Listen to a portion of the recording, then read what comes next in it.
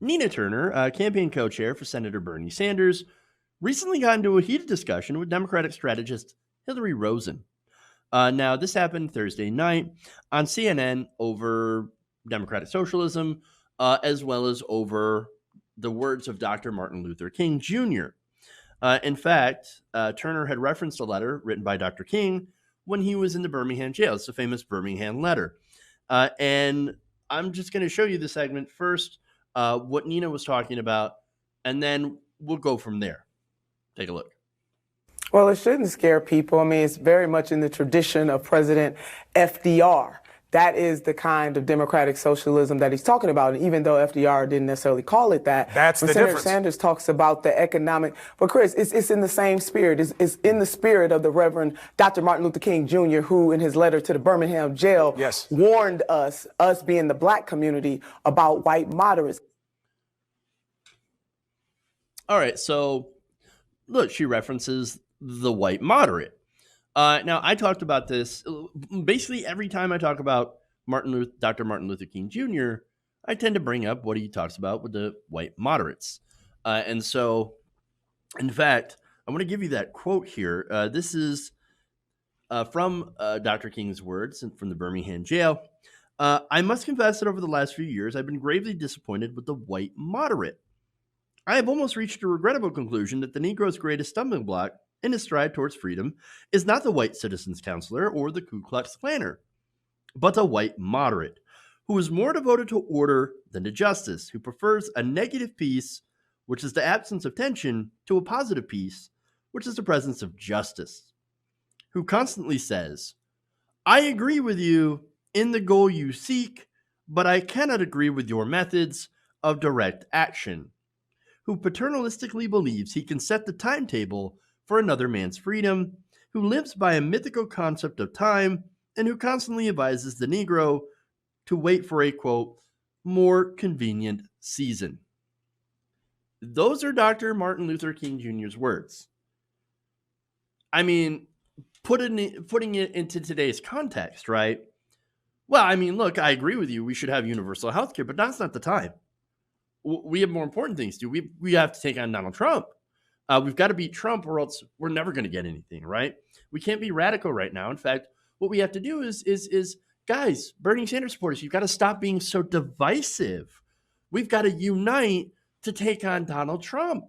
So stop complaining. Stop going after Joe Biden. Stop being divisive. Stop yelling. Oh, you're always so angry.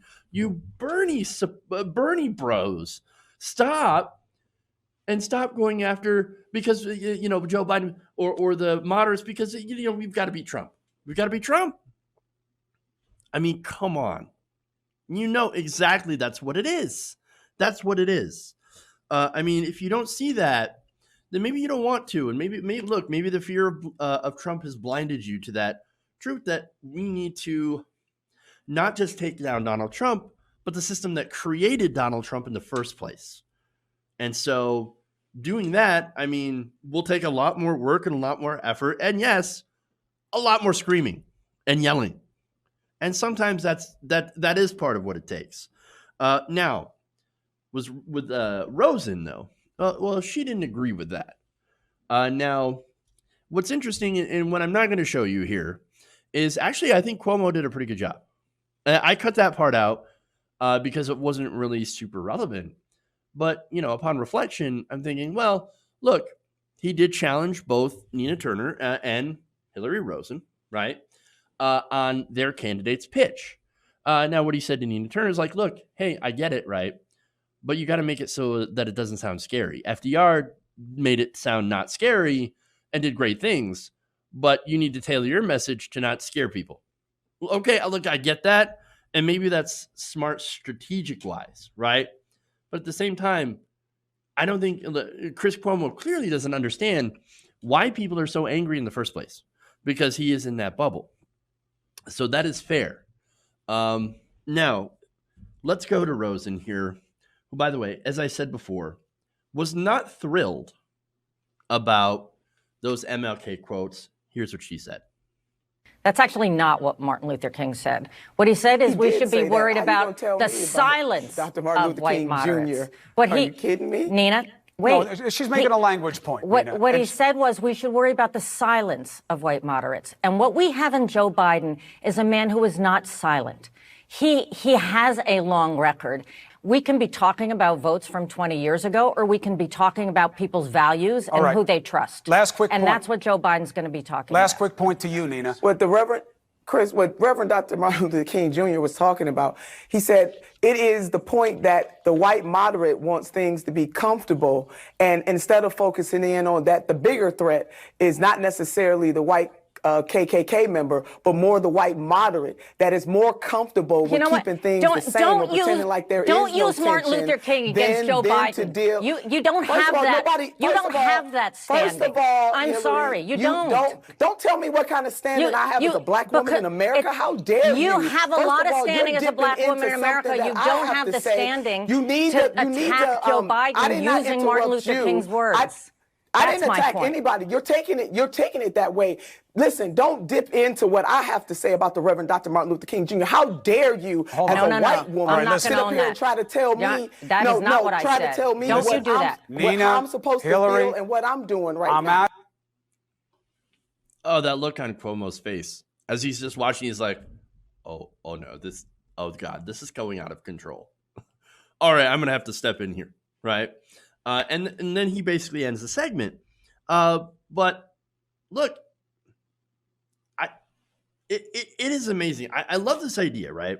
That's perpetuated of Martin Luther King Jr. as some sort of moderate. And even Republicans are like, oh, hey, he would have been a Republican. Based on what? Based on what? No, it's just the fact that they don't want to be called racist. Oh, yeah, Martin Luther King Jr. is one of us, yeah, even though we oppose everything that he's ever stand for. That's because in reality, his politics is more aligned with somebody like Bernie Sanders. He said that we needed to move towards a more democratic socialism. That is in one of his writings. But see, the moderates and conservatives have ironically done what Martin Luther King Jr. did not want them to do.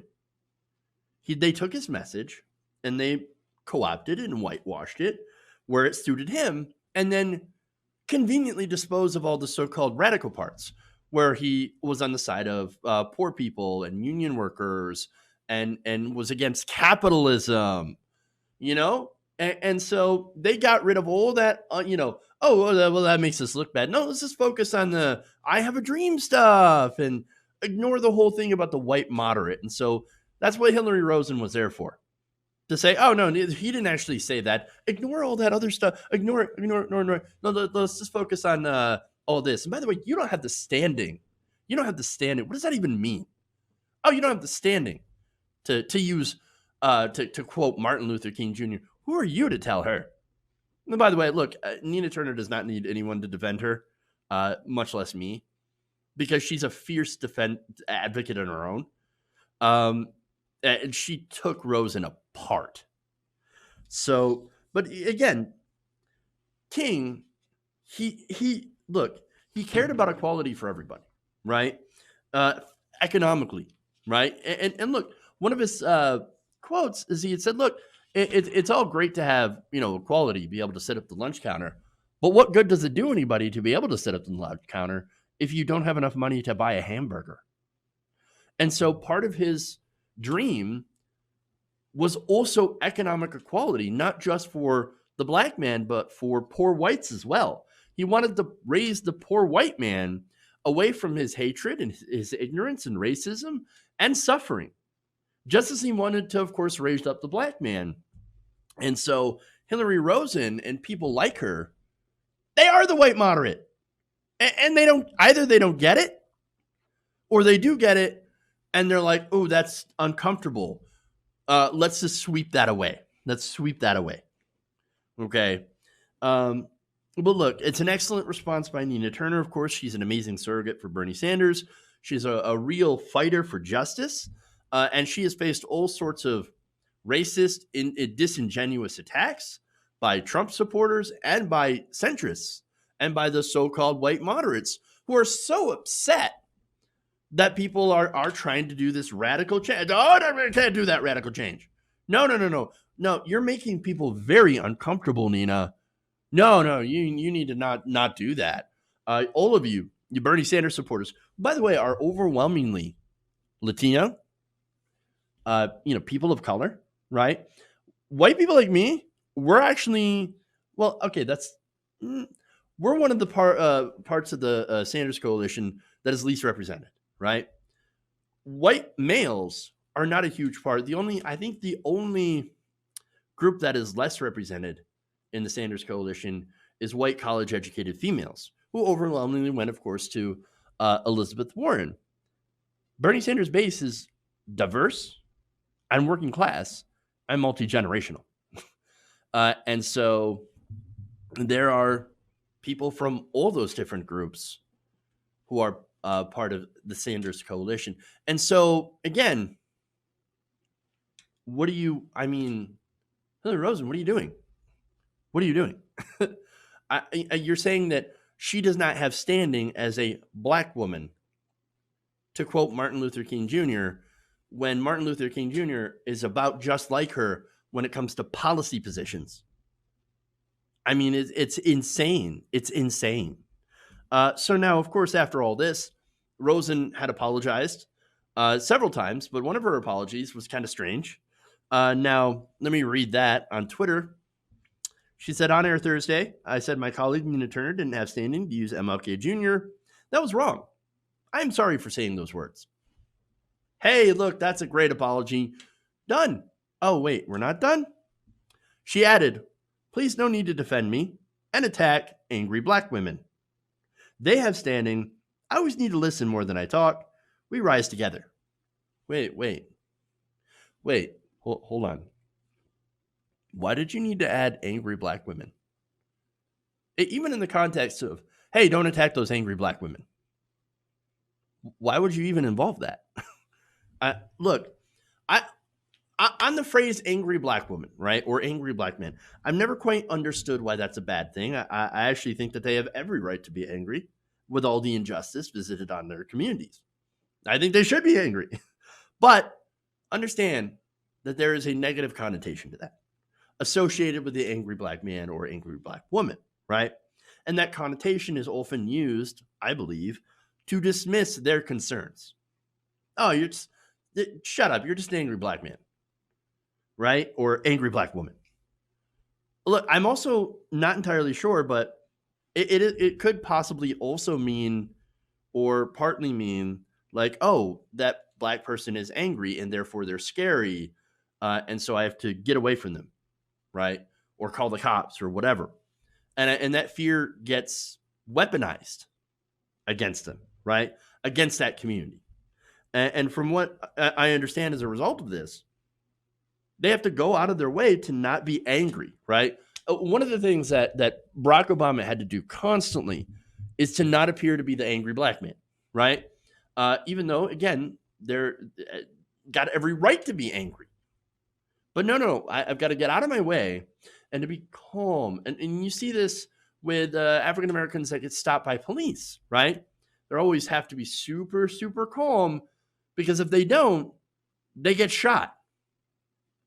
Because, it's that fear that you don't want to make the angry black person as if they somehow turn into the Hulk or something. And I believe that was used against, and I apologize, I don't remember this name because there's so many of them. But, one of the young black men that was shot and killed by police. Oh, I felt like I was in danger, and he was running towards me, which he actually wasn't. He was running away from that police officer. But nonetheless, they believed him, that police officer, because, obviously scary black man. I mean, it's ridiculous. And as Tia Wheeler points out, they're using that as a way to make the person being described that way being emotional and irrational. Right. It's a way to dismiss them. Absolutely. And so that is, masks off, Hillary Rosen. That is a terrible thing to say. Don't do that. Don't do that. Her comments and subsequent apology are pretty gross, right? In about 100 different ways. It's very privileged.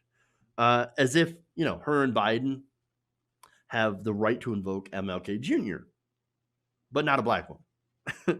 I mean, this is what's wrong with the white moderates, right? Who love to whitewash and basically steal valor. I mean, look, Joe Biden has stolen, valor in 100 different ways. When he lied about his actions during civil rights, he did not do much during civil rights other than help segregationists against busing and integration. And so, look, don't the whole reason that they do that, by the way, is they're trying to use the civil rights movement in order to try to blunt the progressive movement, when in reality, the civil rights movement was a progressive movement of the time, and that spirit continues with the progressive movement today. Hey guys, hopefully you enjoyed that free video. Now I'm going to have to ask you a favor. Between the demonetization and the YouTube algorithm messing around with view counts, etc., we're having a hard time adjusting to the new YouTube reality, which is where you guys come in. See, we have a Patreon, patreon.com/TYTNation, set up to help us rely on you guys, the viewers, instead of big corporate ads. Look, you know the show. You know I'm not in favor of big corporations anyway. So help us transition away from relying on the ad model to pay the bills and sign up to be a patron, patreon.com/TYTNation. That goes a long way to help us keep the lights on. And you guys will know that you're supporting independent progressive media.